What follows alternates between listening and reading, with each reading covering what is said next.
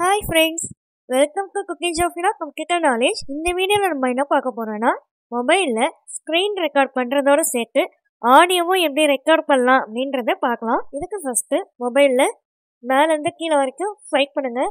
Right side swipe பண்ணிங்கன்னா screen ரெக்கார்டுன்ற option இருக்கும். அதை லாங் ப்ரெஸ் பண்ணிக்கோங்க.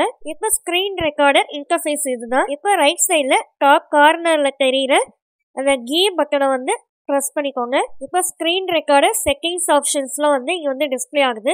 இதில் ஃபஸ்ட்டு ரெசல்யூஷன் கொடுத்துருக்காங்க. அதை ஃபஸ்ட்டு கிளிக் பண்ணிவிட்டு ஹை ரெசல்யூஷனை கிளிக் பண்ணிக்கோங்க. இப்போ எனக்கு ஹை ரெசல்யூஷன் 1520 இருக்குது. அதை கிளிக் பண்ணிக்கிறேன். நெக்ஸ்ட்டு செகண்ட் ஆப்ஷனில் வீடியோ குவாலிட்டின்னு இருக்குல்ல, அதுலேயும் ஹை குவாலிட்டியாக இருக்கிறது செலக்ட் பண்ணிக்கோங்க. கிளிக் பண்ணிக்கோங்க.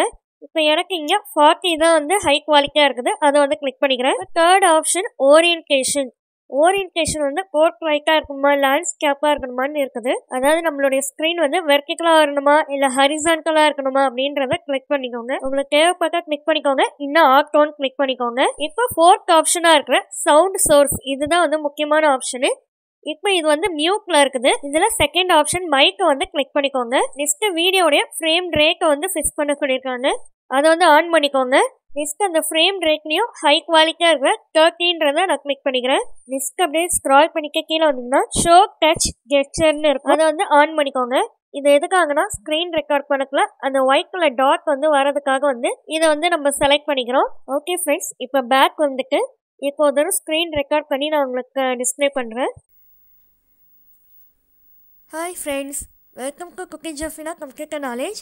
இப்போ ஸ்க்ரீன் ரெக்கார்டர் ஆடியோட ரெக்கார்ட் ஆயிருக்கு. அந்த ஒயிட் கலர் டாட்ஸ் பார்த்தீங்கன்னா செலக்ட் பண்ணுறதுக்கான ஆப்ஷனு அதையும் இப்போ இங்கே டிஸ்பிளே பண்ணி காட்டுறேன். இப்போ இந்த ஆப்ஷன் தான் செலக்ட் பண்ணுறதுக்கு அந்த ஒயிட் கலர் டாட் இங்கே டிஸ்பிளே ஆகுது பாருங்கள்.